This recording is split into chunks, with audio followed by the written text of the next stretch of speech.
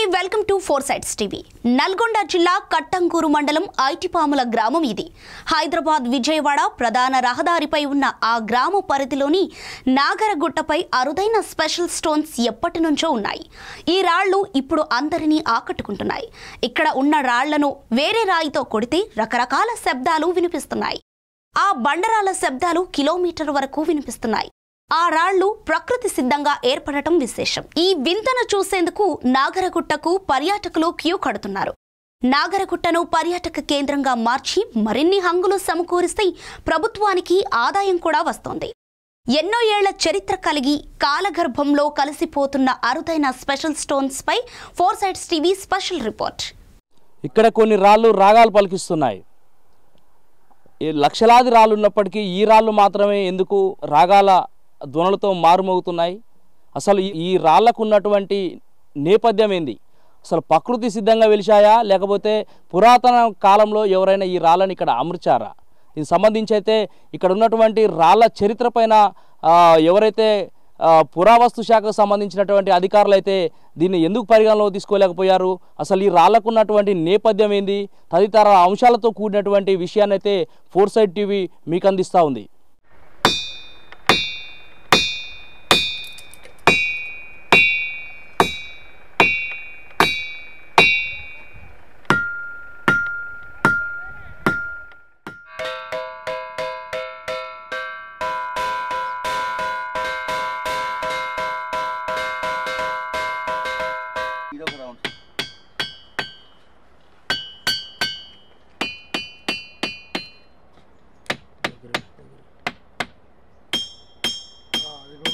నల్గొండ జిల్లా కట్టంగూరు మండలం ఐటిపాముల గ్రామం.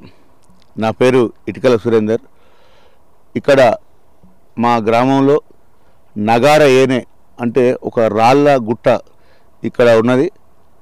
అయితే ఇక్కడ దీని ప్రత్యేకత ఏంటంటే నగార అనే భాషని పదాన్ని యుద్ధకాలంలో రాజుల కాలంలో వాడే నామం అది.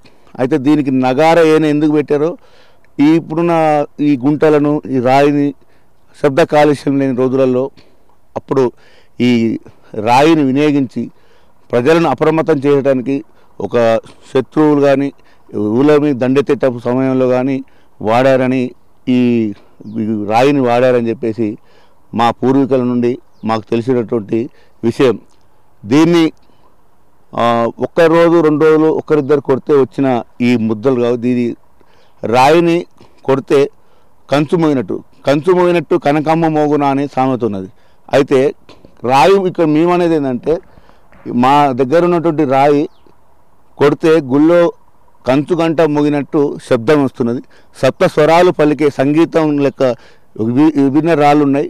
ఒక్కొక్క రాయి ఒక్కొక్క రకమైనటువంటి విశిష్టతో కలిగి మంచి శబ్దాన్ని ఆహ్లాదకరంగా పిల్లలు స్కూల్లో సెలవులు వచ్చినప్పుడు ఆట విడుపుగా ఇక్కడికి వచ్చేసి చూసి ఆనందంగా ఆడుకొని వెళ్తుంటారు. అదేవిధంగా చుట్టుపక్కల గ్రామాల ప్రజలందరూ కూడా ఈ రాయిని వింతైన రాయిని చూడడానికి తండోపతండాలుగా వచ్చి వెళ్తుంటారు.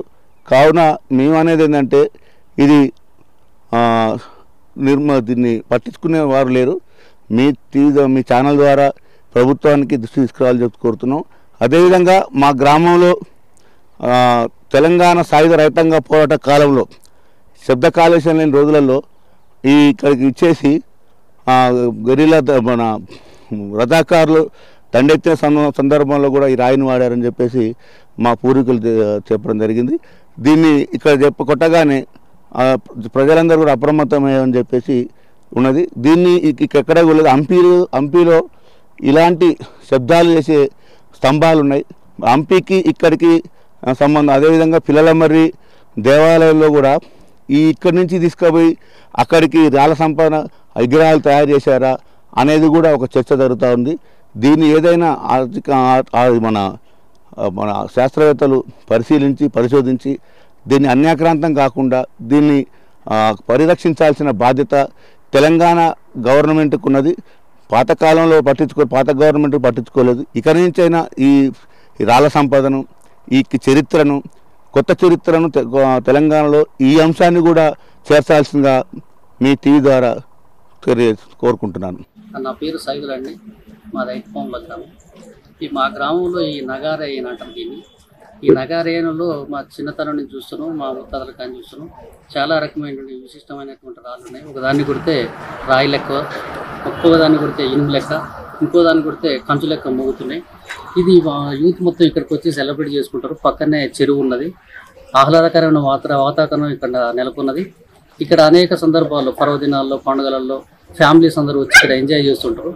మనకు భారతదేశంలో ఉన్నటువంటి ప్రత్యేకమైన గుడి హంపి శిల్పాలలో సేమ్ మోగినట్టే మన దగ్గర కూడా మోగడం మాకు చాలా గర్వకారంగా ఉంది. దీన్ని ఒక పర్యాటక కేంద్రంగా చేస్తే బాగుంటుందని నా ఉద్దేశం. నుంచి ఇలాంటి స్టోన్స్ ఉంటాయని చెప్పడం జరిగింది, కానీ ఇక్కడికి ప్రత్యేకంగా వచ్చి దీన్ని పర్యాటక కేంద్రంగా చేస్తే పక్కనే మూసి ఉన్నది, మళ్ళా పక్కనే రాణి రుద్రమదేవి మరణ శిలాశాసనం ఉన్నది, అటు పానగల్లు, ఇవన్నీ కూడా దగ్గర ఒక పర్యాటక కేంద్రంగా తీర్చిదిద్దేందుకు అవకాశం ఉంది. కాబట్టి తెలంగాణ ఈ కాంగ్రెస్ పార్టీ ప్రభుత్వం కూడా రేవంత్ రెడ్డి గారి ఆధ్వర్యంలో మా వేముల వీరేశం ఎమ్మెల్యే స్థానిక శాసనసభ్యుడు వేముల వీరేశం గారు కూడా దీన్ని పట్టించుకొని పర్యాటక కేంద్రంగా చేస్తారని భావిస్తున్నాను, ఆశిస్తున్నాను. సో మొత్తానికైతే ఏదైతే ఈ మ్యూజికల్ రాళ్ళు ఏవైతే ఉన్నాయో ఇది నగారి గుట్టగా ఇక్కడ ఉన్నటువంటి ప్రజలైతే పిలుచుకున్నటువంటి నేపథ్యం అయితే కనిపిస్తూ ఉంది. ఈ నగారి గుట్టకు సంబంధించి అయితే ఇప్పటి వరకు వివిధ రకాల శబ్దాలతో కూడుకున్నటువంటి రాళ్ళని ఇక్కడ కొందరు పురావస్తు శాఖకు సంబంధించిన అధికారులు కూడా ఇంతవరకు వీటిపైన కన్నెత్తి చూడలేదని ఇక్కడ ప్రజలైతే మనతో పాటు చెప్తున్నటువంటి పరిస్థితి కనిపిస్తూ ఉంది. దీనికి సంబంధించి అయితే పురావస్తు శాఖ ఇప్పటికైనా దీనిపైన దృష్టి సాధించి తన పరిగణలో తీసుకోవాలని కూడా ఇక్కడ ఉన్న ప్రజలు ఏదైతే తెలంగాణ గవర్నమెంట్ ఏదైతే ఉందో దానికి సంబంధించి అయితే దీన్ని పర్యాటక కేంద్రంగా కూడా చేయాలని ఇక్కడ ప్రజలు కూడా కోరుతున్నటువంటి పరిస్థితి కనిపిస్తూ ఉంది. కెమెరామ్యాన్ చారితో చెరుకు సైలు 4 సైడ్ టీవీ నల్గొండ.